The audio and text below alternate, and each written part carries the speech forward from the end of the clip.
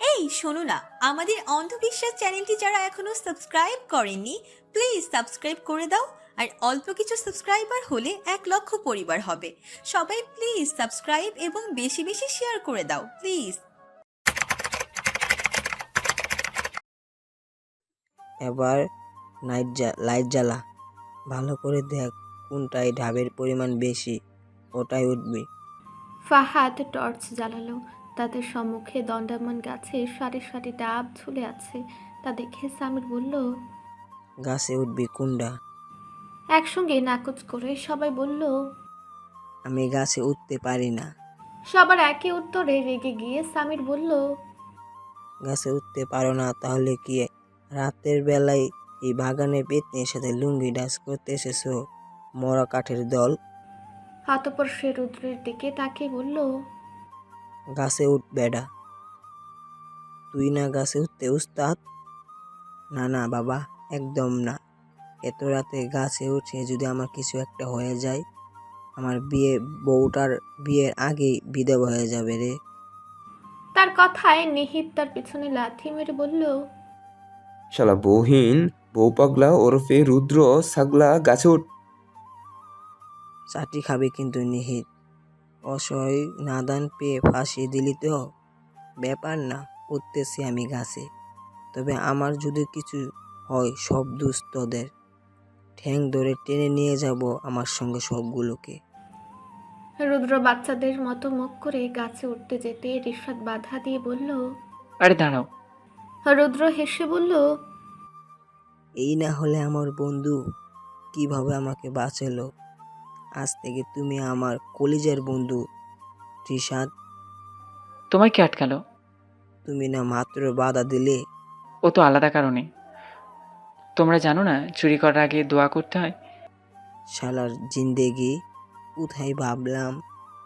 আচ্ছা কি বললে তুমি? দোয়া করতে হয় মানে? আরে জানো না চুরি করার আগে মালিকের নামে দোয়া করে নিতে হয়, তাহলে গুনাহটা একটু কম হয়, যাকে বলে লাইসেন্স প্রাপ্ত চুরি। সবাই অবাক হয়ে বলল, এটা তো জানা ছিল না। ব্যাপার না, আজ থেকে জানো। আচ্ছা দোয়া করো তাহলে আমরাও আসি সাথে। এমনি না তো 2 হাত উঁচু করে বলো, হে আল্লাহ। তারা হাত উঁচু করে বলল, হে আল্লাহ, আমরা আর গাছের ডাব চুরি করেছি, সে যেন সবাই একযোগে বলল, আমরা যার গাছের ডাব চুরি করেছি সে যেন সে যেন সে যেন সে যেন দ্রুত পটল তোলে, যাতে আমাদের আর চুরি করে ডাব না পাড়া লাগে। সামির হেসে বলল, জাক্কাস দোয়া করছো মামু। ওই বেড়ার বয়স প্রায় 100। আজরাইল 3বার এসে ফিরে গেছে, তাও এখনো শকুনের মতো তাকিয়ে বসে থাকে বাগানের দিকে। লৌ বউ হইছে, এবার তোরা পাহারা দে, আমি গাছে উঠি। হ্যাঁ জলদি উঠ। রুদ্র সতর্কভাবে ধীরে ধীরে উঠে পড়ল গাছে।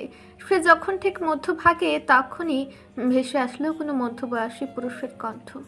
সবগুলো বিস্ফোরিত নয়নে একে অপরের দিকে তাকালো। এদিকে গাছের মাঝে থাকা রুদ্র অসহায় দৃষ্টিতে তাদের দিকেই তাকিয়ে সাহায্য চাইতে যাবে, তার মধ্যেই দেখতে পায় সবগুলো ইতিমধ্যে তাকে রেখে দৌড় লাগিয়েছে। রুদ্র সবগুলোকে ইচ্ছামতো গালি দিয়ে নিজেকে বাঁচাবার প্রয়াসে সর্বোচ্চ চেষ্টা চালালো দ্রুত গাছে ওঠার। এদিকে চিৎকার করা লোকটা টর্চ জ্বালিয়ে দ্রুত এদিকে এগিয়ে আসছে, আর আরও জোরে চিৎকার করছে। অন্যদিকে দৌড়ে পালাতে গিয়ে রিশাদের জুতা খুলে থেকে গেছে, সে সেটা তুলতেও যায়নি। লোকটা এগিয়ে সে পায়ে কিছু অনুভব করলো, আলো নিচে ধরতেই দৃশ্যমান হলো জুতাটা। ব্যাস, সে বুঝে গেল আসল কাণ্ডটা। জুতা তুলে দৌড়ে পালানো দলটার দিকে ছুঁড়ে মারলো।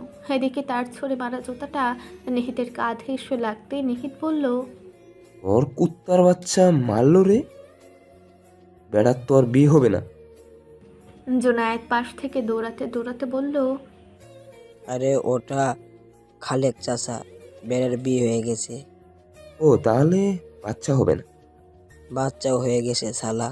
সকাল থেকে সারা বাড়ি জুড়ে হুলস্থুল বরযাত্রী যাওয়ার প্রস্তুতি চলছে। ঘড়ির কাঁটায় 10টা চলমান। কিছুক্ষণের মাঝে সবাই রওনা হবে কনে বাড়ির উদ্দেশ্যে। মেয়েরা সবাই জুনাইয়ার রুমে রেডি হচ্ছে একে একে। তেহুকে আজ জোর করে শাড়ি পরিয়েছে জুনাইয়া। চুলগুলো ভেজা থাকায় এখনো বাঁধন হারা তারা। সামান্য মেকআপে স্বর্গীয় অপ্সরা লাগছে তাকে। রেডি করে জুনাইয়া বলল। মাশাল্লাহ কি মিষ্টি লাগছে, নজর না লাগুক। তেহু সামান্য মুচকি হাসলো। জুনাইয়া ফের বলল। সুইট হার্ট, তাহলে তুমি একটু হেয়ার ড্রায়ার দিয়ে চুলগুলো শুকিয়ে নাও প্লিজ। আমি একটু রেডি হয়ে নিই। আমি শুকিয়ে দিতাম, কিন্তু আইরাতকে আম্মু নিয়ে গেছে, আর আমার কাছে আসলে প্রচুর জ্বালাবে, রেডি হতে দেবে না। ওকে আপু, তুমি রেডি হও, আমি চুল শুকিয়ে আসছি। না, থ্যাংক ইউ সুইট হার্ট। আচ্ছা যাও, দ্রুত যাও। তেহু মুচকে হেসে মাহা, নাহা, রাফা, নীরাদের থেকে বিদায় নিয়ে এগিয়ে চলল রুমের দিকে। রুমের সামনে এসে থামলো তিহু। পর্যায়ক্রমে মনে পড়ল কাল রাতের ঘটনাগুলো। সামান্য মুচকি হাসলো সে। অতঃপর রুমে ঢুকে হেয়ার ড্রায়ার খুঁজতে গিয়ে নীলকে না দেখে কিছুটা বিচলিত হয়ে পড়ল সে। তার চঞ্চল চক্ষুজোড়া এক সুদর্শন পুরুষকে খোঁজার প্রয়াসে তীব্র চেষ্টা চালালো। কোথাও তাকে না দেখতে পেয়ে যে না সে ওয়াশরুমের দিকে উকি মারবে, তখনই পেছন থেকে নীল বলল। আমাকে খুঁজছেন ম্যাডাম? হঠাৎ নীলের এমন কণ্ঠে ভূত দেখার মতো চমকে উঠল তিহু। দ্রুত পেছন ঘুরে অপ্রস্তুত কণ্ঠে বলল। না তো, আমি তো দেখছিলাম ওয়াশরুমে কে আছে। নীল বুকে হাত বেঁধে দাঁড়ানো। তিহুকে এমন তোতলাতে দেখে বাঁকা হেসে বলল। তাই নাকি? আমি তো ভাবছিলাম আপনি আমাকে খুঁজছেন। কথাটা বলতে বলতে তার দিকে সামান্য এগোলো নীল। বইই গেছে। তার এমন কাণ্ডে দু কদম পেছালো তিহু। তবে নীল থামলো না, এগিয়ে যেতে যেতে বলল। এতটা ভুল করলাম? নীলের এগিয়ে চলার সঙ্গে সঙ্গেই পেছাচ্ছে তিহু। করতে পারেন। নীল এগিয়ে চলেছে। তিহু পেছাতে পেছাতে এক পর্যায়ে টের পেল তার পিঠ দেওয়ালে ঠেকেছে। সে সরতে যাবে তার আগেই তার পেছনের দেওয়ালে শক্তপোক্ত হাত রাখলো নীল। বাপাশে বাধা পেয়ে অপর পাশ দিয়ে তিহু যেতে নিলেই তাকে টেনে নিজের কাছাকাছি এনে পেছন ঘোরালো নীল। নীলের এমন কাণ্ডে শ্বাসরুদ্ধ হয়ে আসছে তিহুর। অস্থির বিচলিত হয়ে অদ্ভুত রকম ছটফটাচ্ছে। তার এমন কাণ্ডে নীল সামান্য বাঁকা হাসলো। ধীরে সুস্থে লাগিয়ে দিল তার খুলে থাকা ব্লাউজের হুকটা। বিস্ফোরিত নয়নে তাকালো তিহু। আসলে বড্ড হাব আসে। ব্লাউজের হুক খোলা, আর তার কোনো হেলদোল নেই। দিব্যি লাফিয়ে বেড়াচ্ছে সারা বাড়ি। লজ্জায় মিনমিনি এসে কিছু বলতে যাওয়ার আগে তার জল সিক্ত চলে মুখ ডুবালো নীল। নীলের এমন কাণ্ডে চোখ যেন কুটুর থেকে বের হয়ে আসবে তিহুর। লজ্জায় আরক্ত হলো সে। সামান্য নড়তে নীল তাকে বাধা দিয়ে তার কোমর জড়িয়ে নিজের কাছে টেনে গভীর কণ্ঠে বলল। উস, ডোন্ট মুভ। শ্বাসরুদ্ধ অবস্থা তিহুর। লজ্জায় লাজুক লতার ন্যায় নুয়ে পড়ল সে। কিছু বলার আগে নীল বলল। হেজাব বাঁধো নাই কেন? চুল ভেজা। সকালেই বেঁধে নিবা। কি শ্যাম্পু ইউজ করো বলো তো? তার কথার মানে বুঝতে না পেরে তিহু বলল। বলছি কি শ্যাম্পু ইউজ করো? এ তো পুরাই মাতাল করে দিচ্ছে আমায়। তুমি কি জানো তোমার এই চুলের ঘ্রাণ পৃথিবীর সবচেয়ে দামি মাদককেও হার মানাতে সক্ষম? লজ্জায় আরক্ত হলো তিহু। পৃথিবীর সব লাজুকতা যেন আজ তাহাতে মিশেছে। নীলের প্রতিটি কথায় দেহে নাম না জানা শিহরণ যাচ্ছে তার।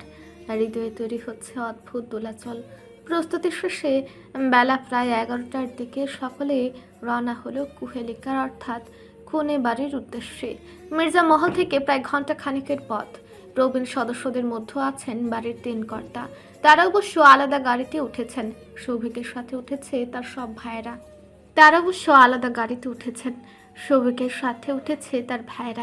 তবে নীল আর তিহু যাবে একান্তে। সেই ব্যবস্থায় করেছেন নূরজাহান বেগম।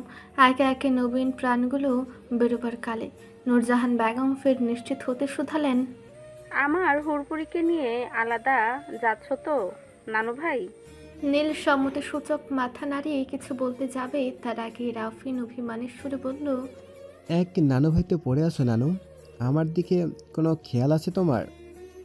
তোমার তো বিয়েই খোঁজ নেই। ছোট ছোট ভাইদের সব বিয়ে করে নিচ্ছে, আর তোমরা? তখনই পাশ কাটিয়ে যাচ্ছিল মাহা। শ্যামপুরিটিকে আজ অন্যরকম সুন্দর লাগছে। রাফিন কিছুটা থমকালো তার এই রূপে। অতঃপর নূরজাহান বেগমের দিকে ফিরে আফসোসের কণ্ঠে বলল। কি আর করব বলো নানু, বিয়ে করার জন্য তো আমি এক পায়ে খারাপ, তবে বউটাই রাজি হচ্ছে না। মাহার পদচারণা মুহূর্তেই থমকে গেল।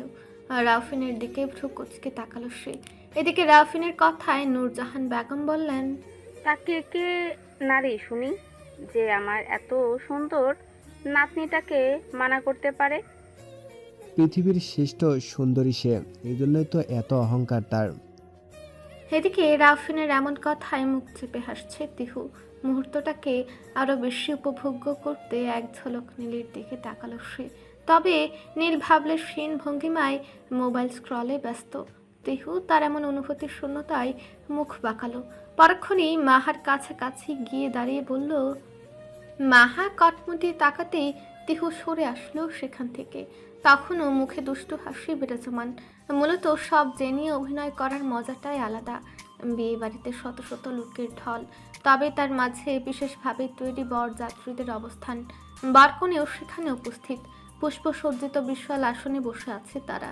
চারিদিকে আলোক রোশনির ঝলখানি, আর বাহারি ফুলের সুবাসে বাতাসে ছড়াচ্ছে মুগ্ধতা। বিবাহের যাবতীয় কার্যক্রম সম্পূর্ণ হয়েছে বেশ কিছুক্ষণ পূর্বে। মির্জাবাড়ির কর্তারা কুহেলিকার বাবার সাথে কথা বলতে ব্যস্ত। প্রবীণ প্রাণগুলো কুহেলিকার সৌভিকের পাশে দাঁড়িয়ে ছবি তুলছে। নীল সামান্য বিচ্ছিন্ন। মূলত সে কথা বলতে বলতে বেশ দূরে চলে গেছে।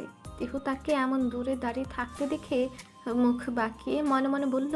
হঠাৎ খেয়াল করলো সৌভিক আর কুহেলিকার সঙ্গে কিছু অপরিচিত মুখ। হয়তো তারা কুহেলিকার বন্ধু মহলের কেউ। নেহিতরা দূরে দাঁড়িয়ে জোনাইয়ার ছবি তুলে দিচ্ছে তার হাজব্যান্ড আদিত্য। রাফিনও ঘুরছে মাহার পেছু পেছু। ব্যাপারটা দেখে অজানা কারণেই মন খারাপ হয়ে গেল তিহুর। হঠাৎই একজন ক্যামেরাম্যান তার সামনে এসে দাঁড়িয়ে বলল, আপনার একটা ছবি তুলে দিব মিস। তিহু নীলের উপর রাগ থেকে কিছু একটা বলতে যাবে, তার আগে পেছন থেকে ভেসে আসে এক গমগমে পৌরুষিক কণ্ঠস্বর। She is not miss, is my wife Mrs Wahaj Khan, so stay away from her. নীলের কণ্ঠে তার দিকে ফিরে তাকালো তিহু সহ ক্যামেরাম্যানটা। সে হতভম্ব হয়ে নীলের দিকে তাকালো। নীল স্যার আপনি? Yes me. Sorry sir, actually আমি জানতাম না। Shut up and out. তাকে কথা শেষ করতে দিল না নীল। রীতিমতো ঘাড় ধাক্কা দিয়ে সরে দিল। ক্যামেরাম্যানটাও ভয়ে কাচুমাচু হয়ে দ্রুত প্রস্থান করলো সেখান থেকে। সে চলে যেতে তিহু মুখ কুচকে বলল, তোমার সাহস কি করে হয় আমার জিনিসে অন্য কারো নজর দিতে সাহায্য করার? মানে কয়টা ছবি লাগবে তোমার? 100টা এনাফ নাকি 1000টা লাগবে? তার কথার জবাবে নীল ফোন অন করলো। গ্যালারিতে প্রবেশ মাত্র ভেসে উঠল তিহুর খানিক ছবি, প্রত্যেকটি আজকে তোলা। বিয়ে বাড়িতে থাকা তার প্রত্যেকটি সুন্দর মুহূর্তকে ক্যামেরা বন্দি করেছে নীল। এক একটা ছবি তোলার ধরন প্রফেশনাল ফটোগ্রাফারদের চেয়ে কোনো অংশে কম নয়, বরঞ্চ তাদেরও হার মানাবে। কারণ এতে যে মিশে আছে নীলের অতস্পর্শী মহাপ্রণয়। তিহু বিস্মিত দৃষ্টিতে চেয়ে বলল। নীল ফোন অফ করতে করতে বলল, তোমাকে একদিন বলেছিলাম মনে আছে, আমি যেখানেই থাকি যাই করি পৃথিবীর বুকে যতক্ষণ আমার নিঃশ্বাস চলমান রইবে ততক্ষণ তুমি আমার দৃষ্টি সীমানার মধ্যেই থাকবে। আরেকটি রাঙা প্রভাত, উদীয়মান সূর্যের উজ্জ্বল রোশনি ছড়াচ্ছে ধরণী জুড়ে। মির্জা মহলের ব্যস্ততা আজ অন্যান্য দিনের তুলনায় দ্বিগুণ। পুরো মহল জনকলরবে মুখর। সৌভিক কোহেলিকা রিসেপশনে আমন্ত্রিত প্রায় 1002 অতিথি। একে একে শুরু হয়েছে এলাকাবাসীর আনাগোনা। সকাল থেকে তরুণ তরুণীদের ব্যস্ততা বেড়েছে শতগুণ। তবে এত কিছুর মাঝেও সামান্য শূন্যতা অনুভূত হচ্ছে তিহুর। সকাল থেকেই লাপাত্তা নেই। কি একটা কাজে সকাল সকাল শহরের উদ্দেশ্যে যেতে হয়েছে তাকে। কি অদ্ভুত না? কিছুদিন আগেই যাকে দেখলে মেজাজ গরম হয়ে যেত, এখন তাকে না দেখলে অদ্ভুত শূন্যতা অনুভূত হয় চারিধারে। কেন হয় এমন? কারণটা এখনো অজানা। আনমনে হাঁটতে হাঁটতে এক পর্যায়ে পারিসার রুমের সামনে এসে থামল সে। ভেতর থেকে ভেসে আসছে কথোপকথন গুঞ্জ। কুহেলিকার সাজসজ্জার জন্য সকালে উপস্থিত এই রুমে একটা জিনিস বড্ড অবাক করেছে তিহুকে। কুহেলিকা কাল রাতে ফারিসার সাথে থেকেছে। ব্যাপারটা কেমন যেন। বিয়ের পর স্বামী স্ত্রী একক্রমে ঘুমাবে, এটাই তো আজীবন দেখে এসেছে সে। তবে কাল রাতে কুহেলিকা কেন ফারিসার কক্ষে ঘুমালো এই নিয়ে প্রশ্নের শেষ ছিল না তার। জোনাইয়া অবশ্য তাকে বুঝিয়ে বলেছে এটা একটা আদি গ্রামীণ রেওয়াজ। বিয়ের দিন রাতে স্বামী স্ত্রী একসঙ্গে থাকতে পারে না, পৃথক কক্ষে অবস্থান করতে হয় তাদের। 7-5 ভাবতে ভাবতে দরজা খুলল সে। উন্মোচিত হলো ভেতরে বিদ্যমান সদস্যরা। তাকে দেখে কুহেলিকা কিছুটা হেসে প্রশ্নের ছলে বলল, তুমি নিশ্চয়ই তিহু? নববধূর এমন হঠাৎ সম্বোধনে কিছুটা বিস্মিত হলো তিহু। তাকে এমন বিস্মিত হতে দেখে কুহেলিকা একগাল হেসে বলল, আরে নার্ভাস হচ্ছ কেন? অ্যাকচুয়ালি এরা এত বেশি তোমার কথা বলেছে আর তোমায় দেখি এমনভাবে থমকালো, তাই ভাবলাম হয়তো তুমি এদের ফেভারিট বৌমনি। তিহু প্রত্যুত্তরে সামান্য হাসলো। তেমন কিছু নাই আপু, আসলে কোনো আসলে নকলে নয়। দেখো, সৌভিকের সাথে আমার 5 বছরের রিলেশন, কতবার আসা যাওয়া করছি এ বাড়িতে, তবে কখনো আমাকে নিয়ে এত এক্সাইটনেস দেখায়নি এরা। অথচ তোমার কথা সেই সকাল থেকে বলেই চলেছে। তিহু মুচকি হাসতে এই পাশ থেকে ফারিসা বলল, আসলেও বৌমনি, তিহু বৌমনি জাদু জানে, কি অদ্ভুতভাবে মিশে গেছে আমাদের সাথে। আমার তো ইচ্ছে করে সব সময় বৌমনির কাছাকাছি থাকতে। তার কথায় রাফা মুখ বাঁকিয়ে বলল, এই একদম নজর দিবি না, এটা আমার বৌমনি। তিহু দুটোর বাঘ বিতণ্ডতা থামিয়ে বলল, আচ্ছা আচ্ছা, এত ঝামেলা করো না তো। সকলের ফার্স্টে নতুন বৌমনিকে সাজাও। আর মেকআপ আর্টিস্ট কোথায়? পাশ থেকে জুনাইয়া হাতের ইশারা করে বলল, এই তো আমি তো আছি। মেকআপের উপর পিএইচডি করা, কোনো মেকআপ আর্টিস্টের প্রয়োজন নেই। তিহু দেখলো জুনাইয়া নিচু হয়ে কিছু একটা খুঁজছে। সে সাহায্য করতে যাওয়ার আগে মেকআপ ব্রাশটা হাতে তুলে জুনাইয়া বেজোর হাসি হাসলো। তা দেখে তিহু বলল, সেটা ঠিক, আমার পুকি মেকআপ আর্টিস্ট, তুমি করাও মেকআপ ওভার। দিন গড়িয়ে বিকেল হয়েছে। সারাদিন মানুষের আনাগোনা লেগেই ছিল। এখন সামান্য ফাঁকা মহলটা, তবু চারপাশে মানুষ গেজ গেজ করছে। এত মানুষের ভিড়েও কাঙ্ক্ষিত পুরুষকে না দেখতে পেয়ে স্বভাবতই মনটা খারাপ হয়ে গেল তিহুর। তবে সেই মন খারাপটা মুহূর্তেই উবে গেল যখন দেখতে পেল রাফিন মাহার পিছু পিছু ঘুরছে আর কিছু একটা বলছে, আর মাহা বরাবরের ন্যায় নাকুচ করছে। তিহু লুকোচুরি পায়ে এগিয়ে গিয়ে রাফিনের পিছে দাঁড়ালো। মাহা তখন সবে তার থেকে দূরে গিয়ে দাঁড়িয়েছে। রাফিন অসহায় দৃষ্টি মিলে চেয়ে আছে সেদিকে। চুপিসারে পেছনে এসে দাঁড়িয়ে তিহু বলল, পাত্তা দিচ্ছে না না?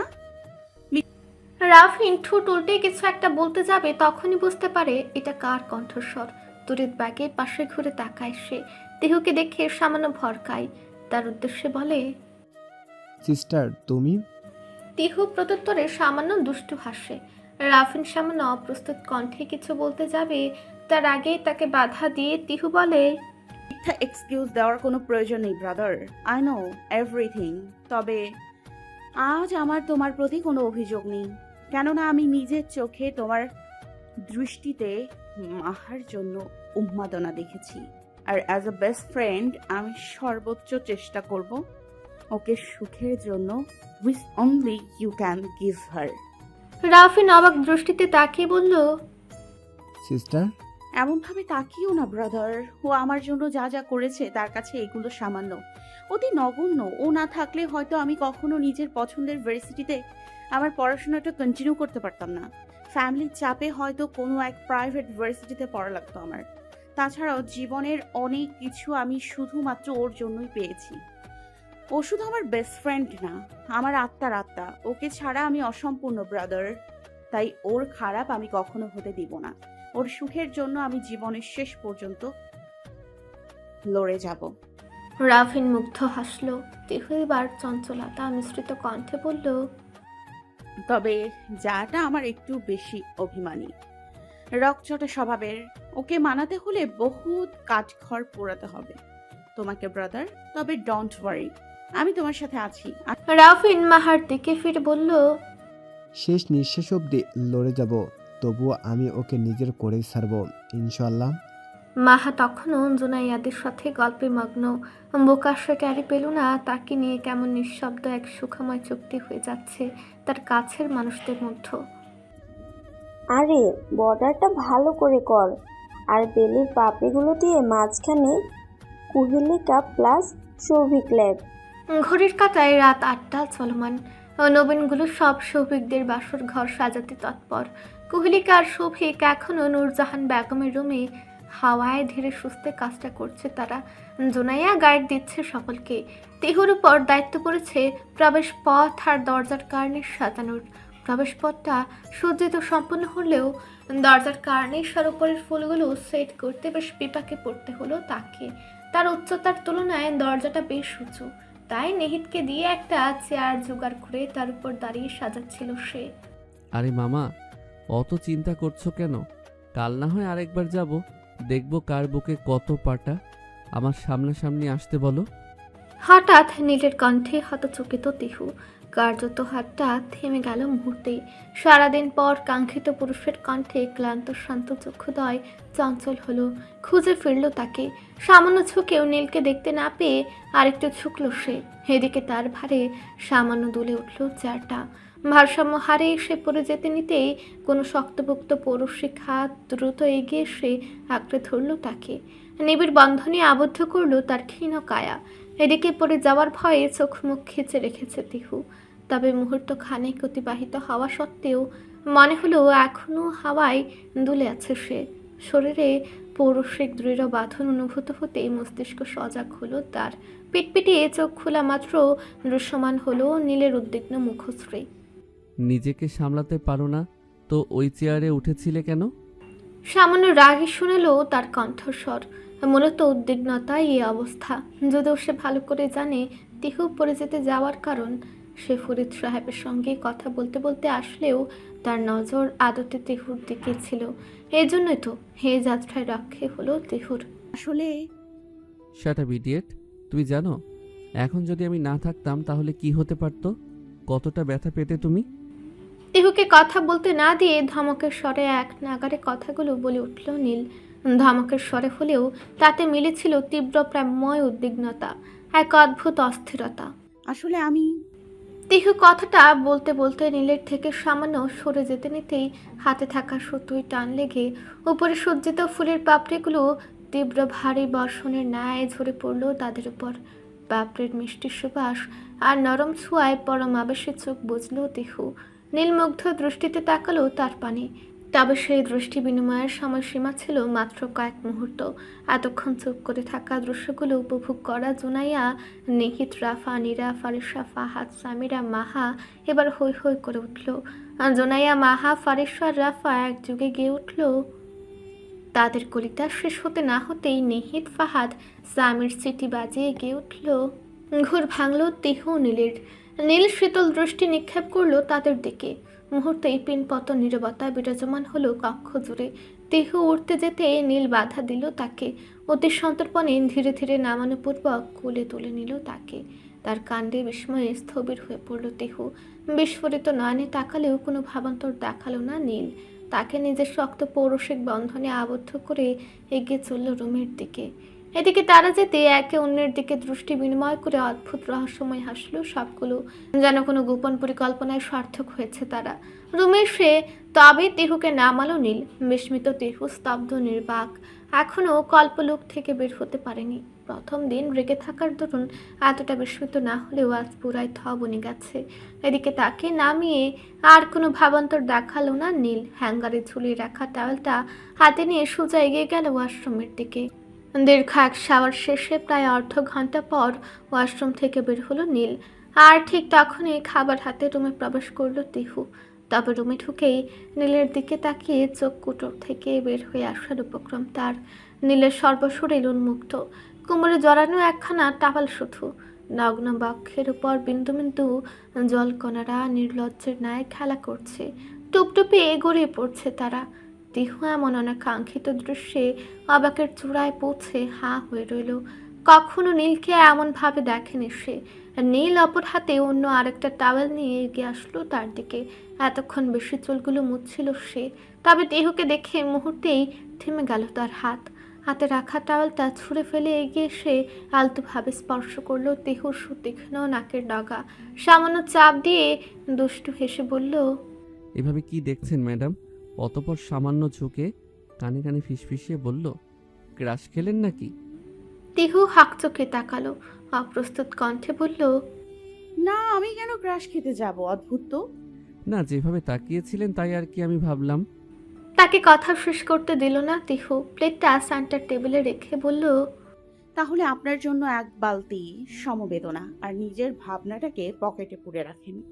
আর নীল তার দিকে এগিয়ে এসে বলল, পকেট নেই, তাই আপাতত চুলগুলো মুছে দাও। হেলদুলহীন তার কথায় অবাক হলো তিহু।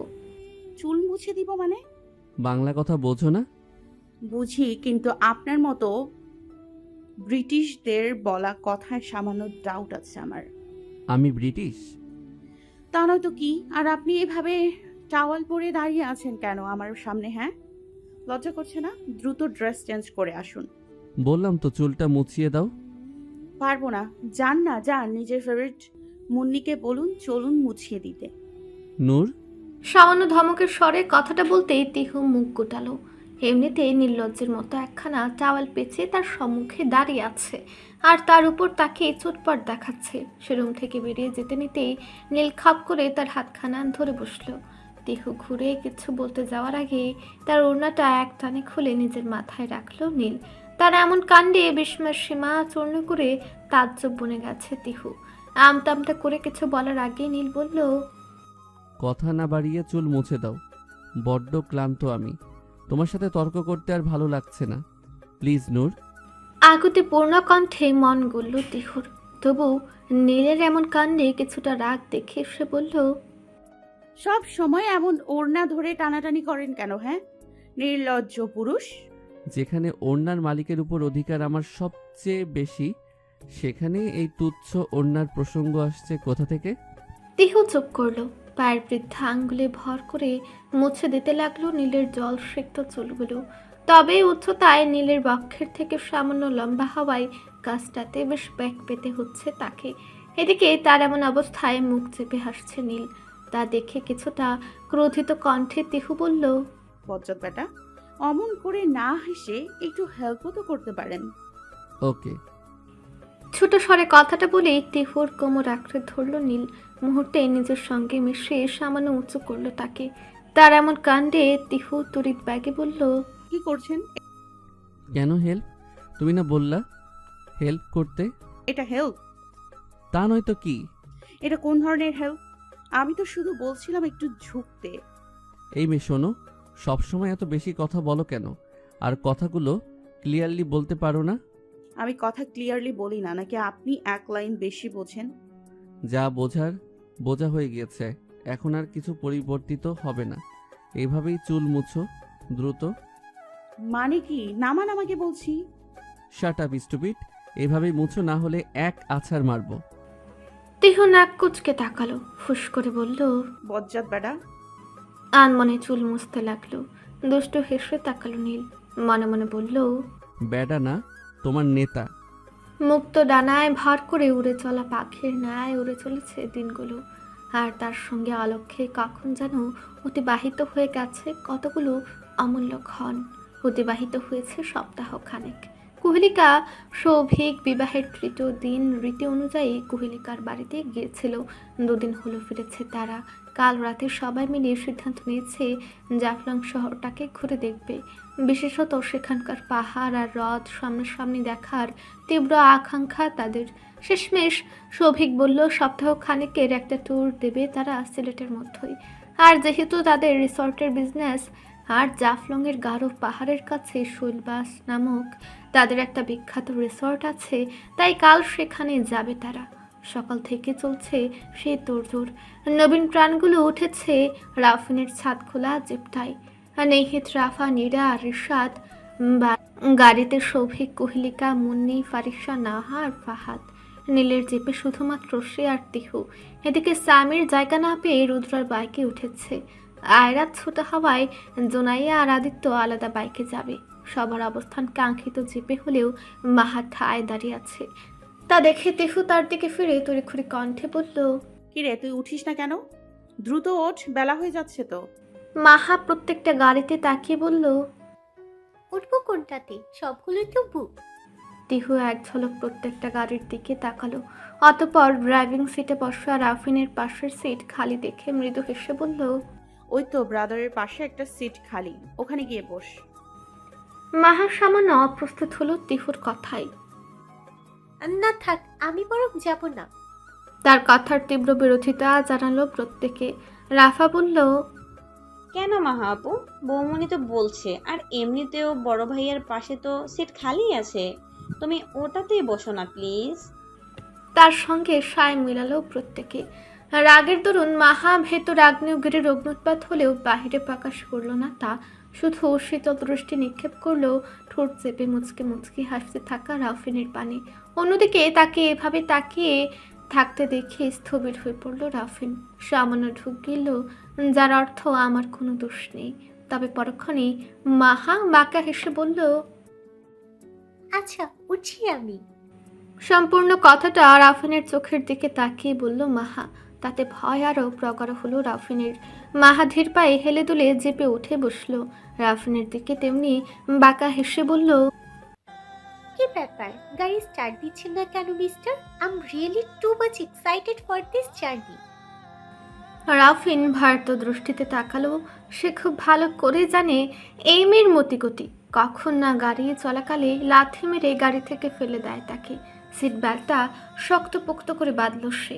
সকলের উদ্দেশ্যে বোকা হেসে বলল, তাহলে যাওয়া যাক। সকলে সম্মতি জানালো। সৌভিক কুহেলিকাদের গাড়ি ইতিমধ্যেই রওনা দিয়েছে। পেছন থেকে রাফা বলল, বোকার মতো দাঁত কেলিয়ে না হেসে দ্রুত চলো ভাইয়া, সৌভিক ভাইয়ারা তো আগে চলে গেল। হ্যাঁ হ্যাঁ যাচ্ছি তো। রাফিনকে এমন ভয় পেতে দেখে সকলে অবাক হলেও মুখ চেপে হাসছে তিহু আর রিশাদ। কাল রাতেই তিহু সবটা বলেছে তাকে। তারপর থেকে তারা দুজনে আটঘাট বেঁধে নেমেছে মাহা রাফিনের মিলের জন্য। কিছুক্ষণ পর হঠাৎ ছাড়া হলো জিপটি। শব্দ তুলে সেটি এগিয়ে চলল সম্মুখ পানে। তাদের যাত্রার মুহূর্তের মধ্যেই নীলের জিপটিও শব্দের ঝংকার তুলে এগিয়ে চলল। নীল দক্ষ হাতে ড্রাইভিংয়ে ব্যস্ত থাকলেও তিহুর সম্পূর্ণ মনোযোগ মোবাইলে। ব্যস্ত হস্তে টাইপিংয়ে নিযুক্ত সে। নীল কেবল লুকিং গ্লাসে তিহুর ব্যস্ততার দিকে আর চোখে তাকাচ্ছে। তিহুর চটজলদি রিশাদকে মেসেজ লিখলো, শোন, জিপের আপডেট কিছুক্ষণ পর পর আমাকে দিবি, আর আমার বড় যা কিছু করলে বা বললে ব্রাদারের সাথ দিবি, বুঝলি?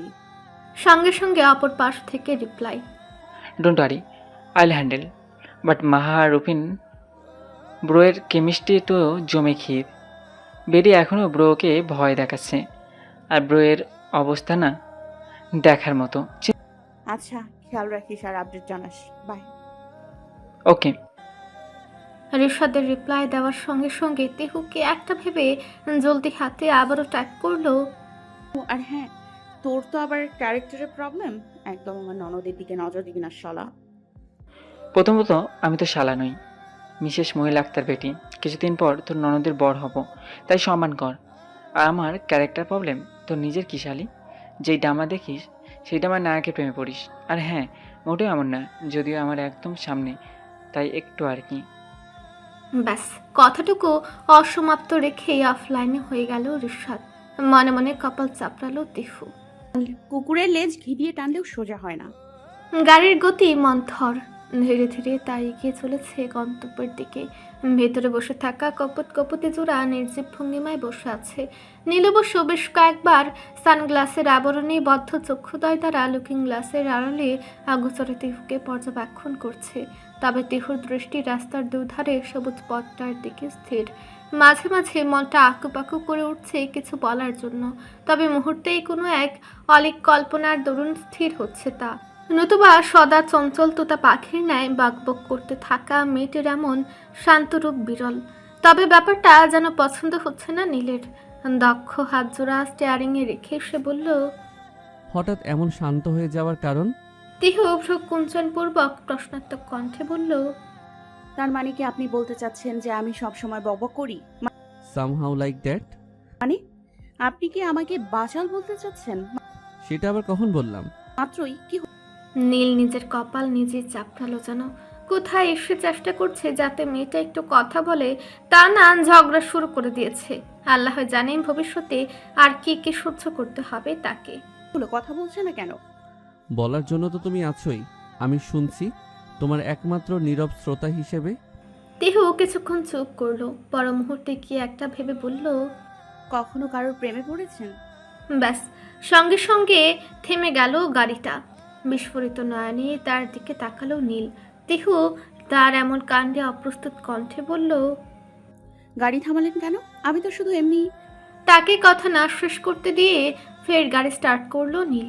বেশ কিছুক্ষণ নীরবতা বিরাজমান। হঠাৎ তা খুঁজে তিহু পুনরায় বলল, ও না, মানে ওই যে হয় না, একটু একটু ভালো লাগে দেখলে বুক ধরপড় করে, সামহাউ ক্রাশ বলা চলে। শুনেছি মানুষের কুকুর দেখলেও বুক ধরফর করে, তাহলে কি কুকুর তার ক্রাশ? তিহু নাক সিটকায়।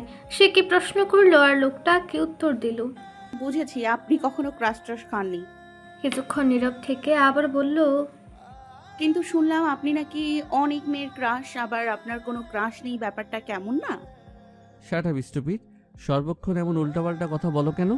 তিহু মুখ বাঁকিয়ে ফিসফিস করে বলল, আমার কথা তো সর্বদাই আপনারা স্ট্রোপিড স্ট্রোপিড লাগে, সত্য কথার ভাত নাই। তিহু কথাগুলো ফিসফিস করে বললেও সেটা যেন শুনতে পেল নীল।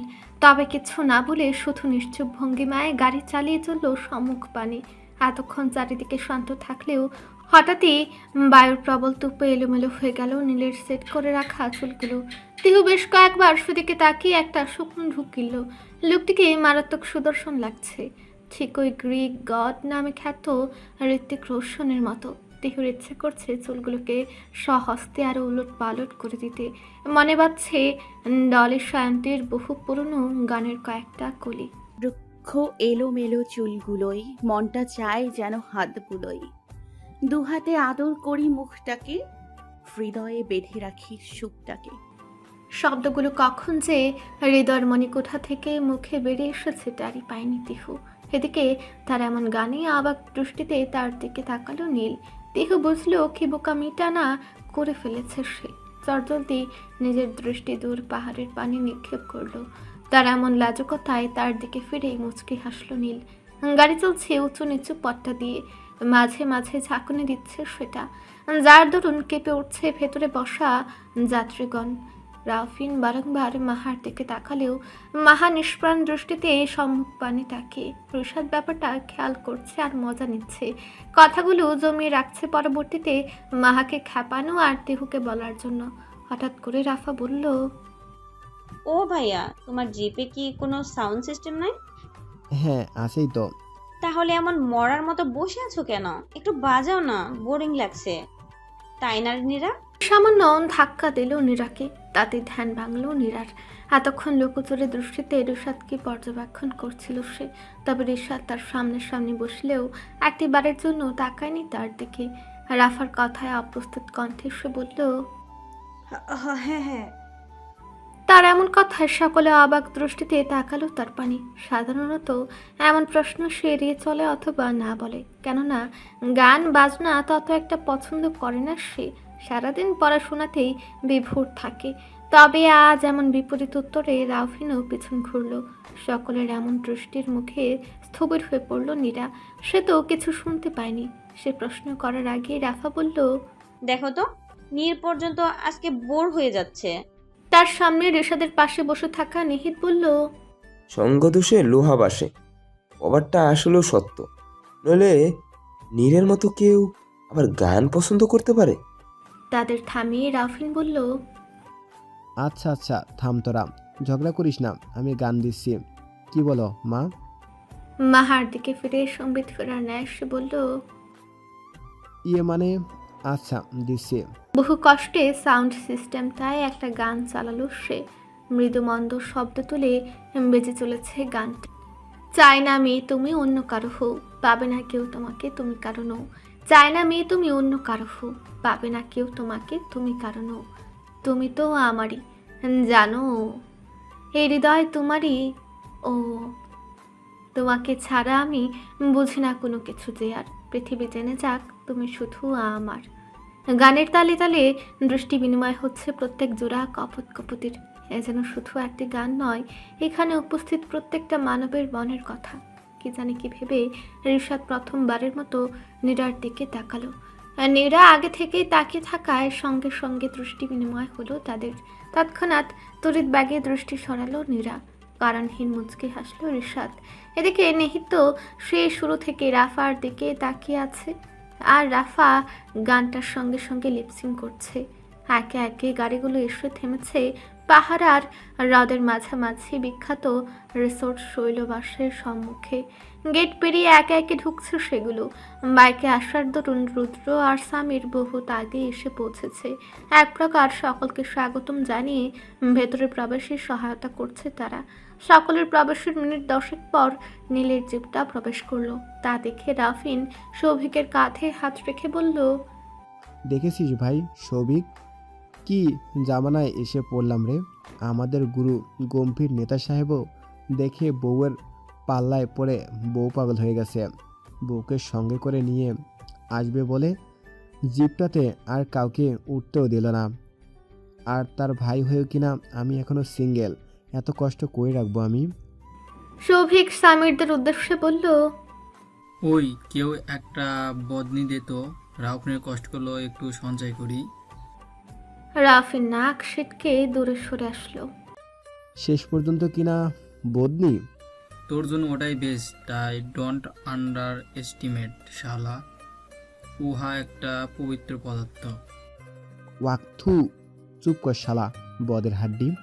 রাফিনের মলিন মুখশ্রীতে চেয়ে সকলের শব্দ করে হেসে উঠল।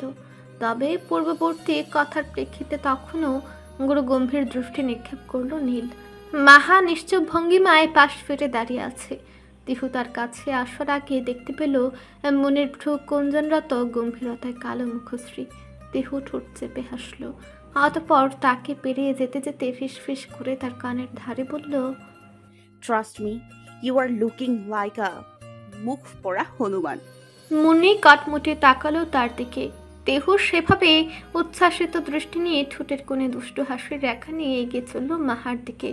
মাহার মুখ গোমরা দেখে তেহু চাপা হেসে বলল, হোয়াটসঅ্যাপ বড় যা, আমার ভাসুরের সাথে সময় কেমন কাটলো? আরে তার এমন হাসি হাসি মুখখানা যেন সহ্য হলো না মাহার। ভেতরের সমস্ত রাগ খুব উগড়ে দিল এক লহমায়। তার এমন রাগে মুখশ্রীতে কিছুটা ভরকে গেল তিহু। বুকা হেসে বলল, বাল হইছে, আরেকবার শুনবি তো? আরে এমন করছিস কেন? মাহাফের কটমট করে তাকাতেই দ্রুত সরে গেল সে। ঘড়ির কাঁটায় রাত 9টা চলমান। ক্লান্ত তাই খেয়ে দিয়ে নিজেদের জন্য বরাদ্দকৃত শয়ন কক্ষে অবস্থান করছে সবাই। কাল থেকে শুরু হবে ঘোরাঘুরি। রিসর্টটা 4 তলা বিশিষ্ট। 2 তলার মাঝখানে সিঁড়ির বাঁ পাশে দুদিকে 5টা 5টা করে মোট 10টা কক্ষ, প্রত্যেকটায় বৃহৎ আকৃতির। কুহেলিকা, সৌভিক, নীল, তিহু আর জুনাইয়া, আদিত্য ব্যতীত বাকি সবার জন্য সিঙ্গেল রুমগুলো রাখা হয়েছিল। তবে তাতে আপত্তি জানিয়ে বাকিরাও কাপল রুম নিয়েছে। কারণ একটাই, সকলে একসঙ্গে থাকা। মেয়েরা সবাই একটা রুমে আর ছেলেরা অন্য রুমে থাকবে বলে সিদ্ধান্ত নিয়েছে তারা। তবে বিপত্তি বেঁধেছে মুন্নিকে নিয়ে। সে কিছুতেই তাদের সাথে থাকতে রাজি নয়। কারণটা সবার অজ্ঞাত হলেও নাহা ভালো করে জানে মূলত মাহার কারণে সে এমনটি করছে। তবু তাকে না আটকে অন্য রুমে থাকতে দেওয়ার জন্য মেজো মামার কাছে আবেদন করা মাত্র সেটা গ্রহণ করেছে সে। রাত মোটামুটি ভালো হয়েছে। সকলে ঘুমিয়ে পড়লেও পূবের দিকে রুমটাতে জাগ্রত একজোড়া কপত কপতি। বিপত্তি যেন আজ ঘটা করে এসেছে তাদের মধ্যে। এমনিতে একই বিছানায় কখনো থাকা হয়নি তাদের। যদিও জাফলংয়ে এসে সে নিয়মটা কিছুটা ঘুচেছে, তবে সম্পূর্ণ নয়। এখনও তাদের মাঝে চীন ভারত বর্ডারের ন্যায় বিশাল পাশ বালিশের অবস্থান হয়। তবে আজ সেটা অনুপস্থিত। ঘুম যেন কিছুতেই আসছে না তাদের। রুমের সমস্ত আলো নিভানো, শুধু রিম লাইটের মৃদু আলোয় দৃশ্যমান চারিপাশ। দেহ বিড়াল ছানার ন্যায় ঘাপটি মেরে পড়ে আছে বিছানার এক কোণে। অপরদিকে নীল চুপচাপ শুয়ে থাকলেও নিদ্রারা আজ বিদায় নিয়েছে তার চক্ষু থেকে। ঘুমানোর পরও হঠাৎ পানির তৃষ্ণায় ঘুম ভেঙেছে মুন্নির। পানি পান করতেই পাশ থেকে জগ হাতড়ে দেখলো সেটা সম্পূর্ণ খালি। খানিক বিরক্ত হয়ে দ্রুত উঠে দাঁড়ালো সে। বেরিয়ে পড়লো নাহাদের রুমের উদ্দেশ্যে। পথিমধ্যে হঠাৎ কারো সাথে ধাক্কা লাগায় ছিটকে কিছুটা দূরে সরে গেল মুন্নি। বিরক্তি এবার দ্বিগুণ হলো। রেগে দাঁতে দাঁত পিষে বলল, কান্না নাকি? চোখে দেখেন না? আমি কানা নাকি আপ? কথাটা শেষ হলো না রুদ্রর। শব্দগুলো যেন মিলিয়ে গেল গলার মধ্যেই। সম্মুখে থাকা সুশ্রী রমণীটিকে দেখে, অপরদিকে তাকে এমন চুপ করে থাকতে দেখে রাগ তরতরে বেড়ে গেল মুন্নির। কি হলো? আপনি কি বোবা নাকি? তোমাকে দেখার আগে ঠিকই ছিলাম। ফিস ফিস করে কথাটা বলল রুদ্র। যার দরুন মুন্নির কর্ণগত হলো না কথাটা। সে ভ্রু কুঞ্চন করে তাকাতেই রৌদ্র ফের বলল, সরি মিস, অ্যাকচুয়ালি আমি আপনাকে নোটিস করিনি। কান্না হলে দেখবেন কি করে? কইরে রুদ্র, দ্রুত আয়। এক কুক আনতে গিয়ে কি মায়ের ভোগে গেলি নাকি? রুম থেকে ভেসে আসা সামিরের কণ্ঠে সম্বিত ফিরল রুদ্রের। চটজলদি রুমের দিকে পা বাড়ানো পূর্বক সে ফের মুন্নিকে বলল, আপনার কথার জবাবটা না হয় পরবর্তীতে দেব মিস। আপাতত goodbye and good night. Rudra চলে গেল। মুন্নি এখনো রাগে দৃষ্টি মিলিয়ে চেয়ে আছে তার দিকে। ইচ্ছে করছে ছেলেটাকে চিবিয়ে খেতে। মেজাজ বিগড়ে যাওয়ায় নাহাদের রুমের দিকে আর গেল না সে। সুজা এগিয়ে গিয়ে ঠাস করে লাগিয়ে দিল রুমের দরজাটা। কথায় বলে না, ক্লান্তি মানে না হাজার বাধা। হলো তাই। সারাদিনের ক্লান্তি শেষে রাজ্যের ঘুমের এসে হানা দিল তিহুর চঞ্চল চোখে। ঘুমাবে না বলতে বলতে কখন যে ঘুমের রাজ্যে পাড়ি জমিয়েছে জানা নেই। তবে নীল জাগ্রত ছিল। তিহুর বহু বদ অভ্যাসের মধ্যে সবচেয়ে অন্যতম হচ্ছে ঘুমের ঘুরে উল্টা পাল্টা হয়ে যাওয়া। আজও ব্যতিক্রম হলো না তার। আর আজ তাদের মাঝে নেই চীন ভারত বর্ডার। ঘুম ঘুরে আনমনা তন্দ্রাচ্ছন্নতা থেকে সে হঠাৎই এগিয়ে আসলো নীলের দিকে। নীল তখনও অপর পাশ ফিরে শয়নরত। তিহুর হঠাৎ স্পর্শে পাশ ঘুরল সে। মুহূর্তেই তার ওষ্ঠা ধর ঠেকল তিহুর প্রশস্ত ললাটে। উষ্ণ সে স্পর্শে ঘুমের মধ্যে সামান্য ঝাঁকুনি দিল তিহুর সর্বাঙ্গ। পর মুহূর্তেই হাত দুটো তুলে নিল নীলের উপর। সামান্য অবাক নীল নিচু হয়ে বক্ষদেশে আগলানো তিহুর পানে চাইল। হঠাৎ কি ভেবে সে নিজেও শক্তপোক্ত বন্ধনে আবদ্ধ করল তাকে। মিষ্টি রোদ্দুর মোড়ানো কোলাহলপূর্ণ প্রাণবন্ত এক উজ্জ্বল সকাল। ঘড়ির কাঁটায় সকাল 9টা বেজে 15 সকলে ঠিক করেছে আজ নিকটবর্তী পাহাড়ে যাবে। চূড়ায় না যেতে পারলেও যথাসাধ্য সর্বোচ্চ উচ্চতায় পৌঁছে মেঘের সৌন্দর্য উপভোগ করবে তারা। সকাল থেকে খাওয়া দাওয়া শেষে সকলেই নিজ রুমে অবস্থান করছে রওনা দেওয়ার প্রস্তুতির জন্য। নীল সবে ওয়াশরুমে ঢুকেছে। একটা শাওয়ার শেষে তৈরি হবে সে। তিহু বসে বসে কি পরা যায় সেটা নিয়ে ভাবছে। হঠাৎ ওয়াশরুম থেকে ভেসে আসলো নীলের ভরাট কণ্ঠস্বর। নূর। ভাবনায় ছেদ ঘটা মাত্র দ্রুত উঠে দাঁড়ালো তিহু। তড়িঘড়ি করে বলল, জি। আমার টাওয়েলটা ভুল করে রেখে এসেছি, একটু এনে দিতে পারবে প্লিজ? তিহু তাকে দেখে হ্যাঙ্গারে এখনো ঝুলছে শুভ্র রঙা টাওয়েলটা। সে সেদিকে তাকিয়ে বলল, আনছি, একটু ওয়েট করুন। বলে চটজলদি টাওয়েলটা পেরে দ্রুত পায়ে সে এগিয়ে চলল ওয়াশরুমের দিকে। দরজার সামনে দাঁড়িয়ে সামান্য ধাক্কা দিয়ে বলল, শুনছেন, আপনার টাওয়েলটা। মৃদু কণ্ঠে কথাটা বলে আড়াল থেকে হাত বাড়ালো নীল। তিহু টাওয়েলটা দিতে যেই না হাত বাড়ালো, সঙ্গে সঙ্গে সেটা খাপ করে ধরলো নীল। তাকে অবাক হওয়ার জন্য সামান্যতম সময়টি না দিয়ে নিজের দিকে টান দিল তাকে।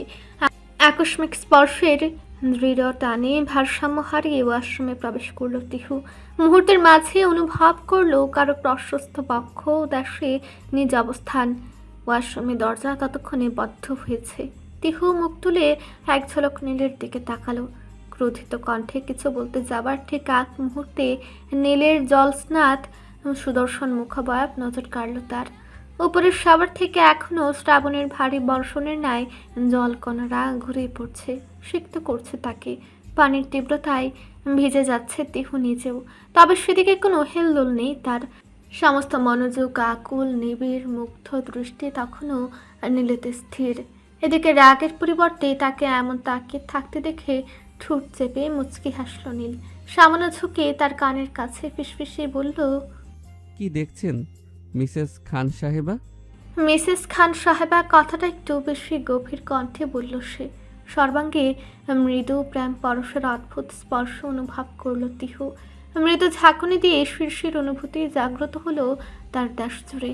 নিজেকে ছাড়ানোর প্রয়াসে ছটফট করতেই নীল শক্ত হাতে সামলালো তাকে। কি করছেন? ছাড়ুন আমায়, ছাড়ুন বলছি, ভিজে যাচ্ছি আমি। শীত করছে আমার। এই গরমেও শীত? ইন্টারেস্টিং। হ্যাঁ শীত, এখন ছাড়ুন। যদি না ছাড়ি? তাহলে আমি চিৎকার করব। তার এমন কথায় সামান্য শব্দ করে হাসল নীল। তিহুর নাকের সামান্য চাপ দিয়ে বলল, স্টুপিড গার্ল, কি বলে চিৎকার করবা? তিহু থামল। সত্যি তো, কি বলে চিৎকার করবে সে? নিজের বোকামিতে নিজের উপরই রাগ হলো। সে বোঝে না সব সময় এত যুক্তিযুক্ত কথা বলা তার এই লোকটার সামনে আসলেই হয় তাকে এমন বোকা বোকা কথাই বা কেন বলে বারংবার। You are too much stupid you know. তোমার মতো স্টুপিড আমি দুইটা দেখি নাই। তিহু ভ্রু কুচকে তাকালো। অর্থ সে আবার কি বোকামি করলো? নীল যেন বুঝলো তার দৃষ্টির মানে। অদ্ভুতরে দৃষ্টিতে চেয়ে গভীর ভরাট কণ্ঠে বলল, তুমি শুধু বোকাময়ী নও, অনেক ভীতুও। নয়তো না চাইতেই হৃদগহীনে যাকে স্থান দিতে পেরেছ মুখে তাকে স্বীকার করতে এত দ্বিধা কেন? কথাটা বলে শক্ত বাঁধন শিথিল করে তাকে মুক্ত করল নীল। ছেড়ে দিয়ে বলল, আউট। মুহূর্তে তাকে এমন পাল্টে যেতে দেখে তিহু ভ্রু কুচকে তাকালো। কিছু একটা বলতে গিয়েও থামলো, বেরিয়ে গেল সেখান থেকে। মেয়ের হাঁপা মাত্র টের পেল সমগ্র শরীর ভেজে চুপচুপে হয়ে আছে। দ্রুত পরিবর্তন করা দরকার সেটা। আলমারি থেকে একটা নীল রঙা পাকিস্তানি ড্রেস বের করে ঝটপট কমন ওয়াশরুমে প্রবেশ করলো রেডি হতে। আজকে সকলে ঠিক করেছে দুইটা গাড়ি নেবে, একটাতে সব মেয়েরা, অন্যটাতে ছেলেগুলো। তবে রাফিন থাকতে সেই সিদ্ধান্ত ঠিক হওয়ার জো কোথায়? সবশেষে ঠিক হলো 4টি জিপ নেবে তারা। তবে সেখানেও বাঁধল আরেক বিপত্তি। মাহা তিহুদের জিপ ব্যতীত অন্য কোনো জিপে যেতে নারাজ। আর এদিকে তিহুর জিপ নীলের দখলে, অন্যটা সৌভিক আর তারপরেরটা তার। বাকিটাতে সামির ড্রাইভ করবে। যে করে হোক মাহাকে তার জিপে তুলতে হবে। বহু ফোন দিয়ে ফিকির করে সে, তিহু আর রিশাদ মিলে মাহাকে তার গাড়িতে তুলতে সফল হলো। বর্তমানে পরপর ছাড়া হচ্ছে 4খানা জিপ। ছাদ খোলা জিপ গাড়িগুলোতে উচ্ছ্বাসের কলরব ছড়িয়ে পড়ছে।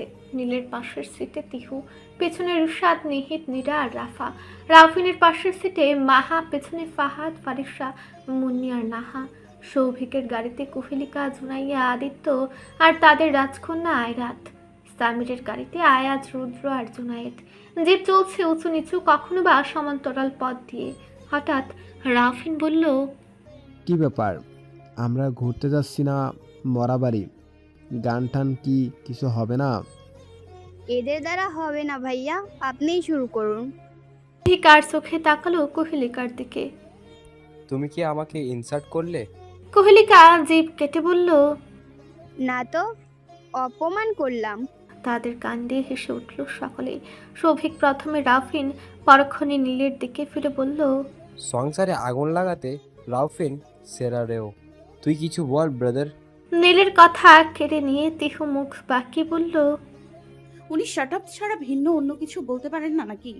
নীল সানগ্লাসের আবরণে ঢাকা চক্ষু এক ঝলক ঘুরালো তিহুর দিকে।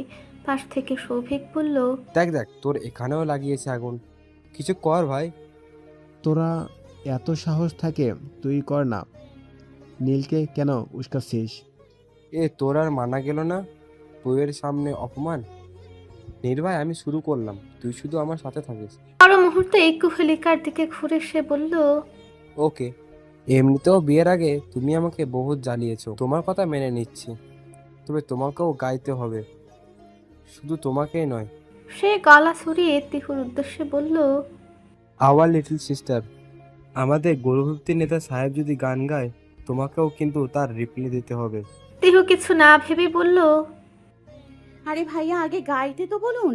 যদি গায় আমি প্রমিস রিপ্লাই দিব। তার কথায় নীল ফের তাকালো তার দিকে।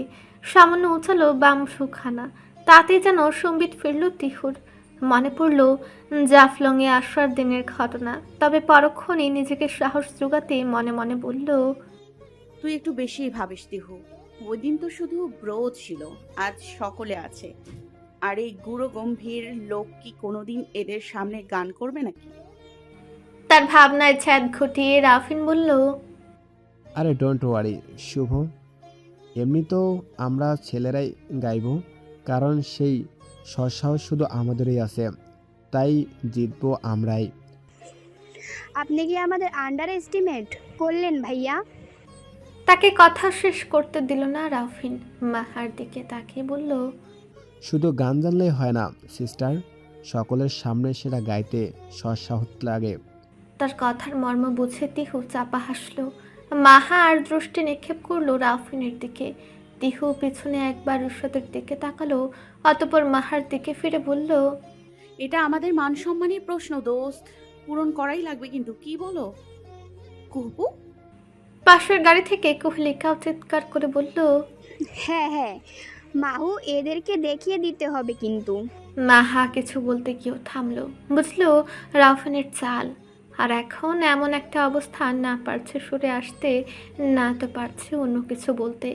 যদি এখানে শুধু তিহু একা বলতো তাহলেও মানা করা যেত, তবে এখানে কুহেলিকা অনুরোধ করছে তাকে। শেষমেশ সে সামান্য সম্মতির স্বরে বলল, আচ্ছা আপু। কুহেলিকা সৌভিকের দিকে ফিরে বলল, নাও এবার আমরা তিনজন, দেখা যাবে। সৌভিক ড্রাইভ করতে করতে বলল, হ্যাঁ হ্যাঁ অবশ্যই। অতপর এক ঝলক কোহেলিকার দিকে তাকালো সে। দক্ষ হাত স্টিয়ারিংয়ে রেখে পরক্ষণেই গলা খাকারি দিয়ে গেয়ে উঠল, প্রেমের নীল ইশারাতে এলোমেলো হাওয়া, মনের মাঝে লাগালো আরো আরো চাওয়া। পরবর্তী কলিটা যেন লুফে নিল কোহেলিকা। সে কি হেরে যাওয়ার পাত্রী নাকি? প্রেমেরি নীল সারাতে এলোমেলো হাওয়া, মনেরই মাঝ জগালো আরো আরো চাওয়া। পেছনে গাড়ি থেকে রাফিন গেয়ে উঠল, আগুন আগুন ভালোবাসা নিভালে যে নেভে না। অতপর রাফিন আর শফিক একত্রে গেয়ে উঠল, ও ও ও ও মন মানে না, মানে না, মন মানে না, মানে না, মন মানে না, মানে না, মন মানে না, মানে না। দেবের অত্যন্ত জনপ্রিয় গানটি একত্রে গেয়ে উঠল প্রত্যেকটা ছেলে। সামিরদের গাড়ি যেন কেঁপে উঠল রুদ্রের চিৎকারে। নিঃসন্দেহে গানটা সবার খুব প্রিয়। জোনায়েদরা তো রীতিমতো বসা থেকে উঠে দাঁড়িয়ে আছে ছাদ খোলা জিপটায়। এদিকে এত এত কণ্ঠের ভিড়েও নীলকে নিশ্চুপ দেখে স্বস্তির নিঃশ্বাস ছাড়ল তিহু। আর গান গাওয়া লাগবে না তাকে। তবে পরে মুহূর্তে তাকে অবাক করে দিয়ে নীল গেয়ে উঠল, স্বপ্ন আসে চোখে ভাসে, কত আশা মনে জাগে। হতচকিত নয়নে তাকালো তিহু। পরক্ষণে গিয়ে উঠল, ও চেনা জীবন বদলে গেল, আরো যে রঙিন লাগে। নেশা নেশা ভালোবাসায় ধরা কি আজ দেবে না। নীলের গান শুনে যেন লাই পেয়ে গেল সবাই। নিহিত এতক্ষণে বসে থাকলেও এক লহমায় উঠে দাঁড়ালো। সব কয়জন একত্রে গেয়ে উঠল। কি ভেবে এবার যেন মাহা গেয়ে উঠল, ঘুম আসে না দুটি চোখে, জলে নিভে দুটি তারা। বহুদিন পর মাহার কণ্ঠে গান শুনে থামকালো রাউফিন। পর মুহূর্তে গেয়ে উঠল, মনের পথে চলি তবু একা লাগে তোমায় ছাড়া। হঠাৎ নিহিত গাইল, সঙ্গে সঙ্গে পাশ থেকে রিশাদ। একে অপরের দিকে তাকিয়ে সামান্য হাসলো তারা। গাড়ি এগিয়ে চলল বহু দূর। গন্তব্য এগিয়ে আসছে। গানের সুরগুলো বাতাসে ভাসছে। জিপগুলো এসে থেমেছে জাফলংয়ের অন্যতম সুন্দর এক সবুজ মণ্ডিত পাহাড়ের সম্মুখে। একে একে নামছে নবীন প্রাণগুলো। জায়গাটা বেশ জনপ্রিয় পর্যটন কেন্দ্র হওয়ায় লোকজনের আনাগোনা বেশ। স্থানটার সবচেয়ে সুন্দরতম দিকটা হচ্ছে পাহাড়টি চূড়ায় ওঠার জন্য ব্যবস্থাকৃত পাহাড়ি সর্পিল রাস্তাটা। মানব মস্তিষ্ক থেকে প্রসূত এক সুনিপুণ সৃষ্টি সেটি। একবার ডানে ঘুরে কিছুটা উপরে উঠে যায়, আবারও পরক্ষণেই বায়ে মুচড় নিয়ে আরও কিছুটা চড়ায় ভাঙে। তিহু মুগ্ধ নয়নে তাকালো সেদিকে। পাশ থেকে কুহেলিকা বলল, কি ব্যাপার, এভাবে দাঁড়িয়ে থাকবে নাকি? সবাই তো উঠেছে, চলো। তিহু তাকিয়ে দেখলো একে একে সকলে পথটি বেয়ে উঠতে শুরু করেছে। কুহেলিকাও সৌভিকের হাত ধরে উঠছে উপরের দিকে। মাহার পেছন পেছন আর রাফিনকে দেখে খানিক মুচকি হাসলো তিহু। তবে পরবর্তীতেই তার দৃষ্টি তীক্ষ্ণ হলো নীরাকে রিশাদের দিকে তাকিয়ে থাকতে দেখে। এখানে দাঁড়িয়ে থাকার পণ করে এসেছো নাকি? নীলের কণ্ঠে তার দিকে ঘুরল তিহু। মুখ কুচকে বলল, তারা তারা কথা ছাড়া বলতে পারেন না? আরও অনেকভাবে কথা বলতে পারি। তুমি আমাকে আপন বানাও, দেখবে পৃথিবীর সবচেয়ে সুমিষ্ট কথাগুলো তুমি আমার মুখ থেকেই শুনবে। শেষ কথাটা কিঞ্চিত আস্তে বলল নীল, যার দরুন এই কলরবের মাঝে কথাগুলো কর্ণগোচর হল না তিহুর। নীল একে একে উঠতে লাগলো পথগুলো বেয়ে। তিহু দৌড়ে পাশ কাটিয়ে উঠে গেল তাকে। চূড়ায় বেশ কাছাকাছি চলে এসেছে তারা। সকলের হাতে পাহাড়ি কাঠের দণ্ড। ক্লান্ততা রোধ করতে অ্যাটির উপর সমস্ত ভার ছেড়ে একে একে উঠছে তারা। সকলের হাতে দণ্ড থাকলেও ফাঁকা হাত তিহুর। উচ্ছ্বাসে আনন্দে এক প্রকার লাফিয়ে লাফিয়ে উঠছে সে। হঠাৎ পাশ থেকে মাহা বলল, চিত হয়ে পড়বি হাবলি, ধর এই লাঠিটাতে, নইলে উপরে উঠতে উঠতে তুই একেবারে উপরে চলে যাবি। তুই কি আমাকে নিজের মতো মনে করিস নাকি? I am always fit and fine, কিচ্ছু হবে না আমার। তার কথায় রুশাদ পাশ থেকে বলল, টেনশন করিস না বান্ধবী, শয়তান অত সহজে মরে না। তিহু কটমটে তাকালো তার দিকে। এদিকে কথাটা বলে বোকা বনে গিয়েছে রিশাদ। সকলে তাকিয়ে আছে তার পানে। রাস্তাটা শুরু হওয়ায় উপর নিচ অবস্থান করছে সকলে। তিহু রিশাদকে কিছু জবাব দিতে যাবে, তার আগেই ঘটল মহা অঘটন। রিশাদের দিকে তেড়ে আসতে গিয়ে রাস্তার বাকি পড়ে পা মুচকে গেল তিহুর। ও মাগো, মৃদু শব্দ হতেই সকলে তার দিকে তাকালো। কোত্থেকে জানি দৌড়ে এলো নীল। উপস্থিত সকলকে এক প্রকার ঠেলে সরিয়ে হাঁটু গেড়ে বসে পড়ল তিহুর সম্মুখে। দ্রুত গতিতে তার পাটা নিজের হাতের তালুতে নিয়ে ধীরে যত্নে অপর হাতের আঙ্গুল সেথায় অতি যত্নে বুলাতে বুলাতে শুধালো, নিয়মিত ভালোবাসার গল্প শুনতে এবং পড়তে আমাদের অন্ধবিশ্বাস চ্যানেলটি সাবস্ক্রাইব করে পাশে থাকা বেল আইকনটি ক্লিক করুন। ধন্যবাদ সবাইকে।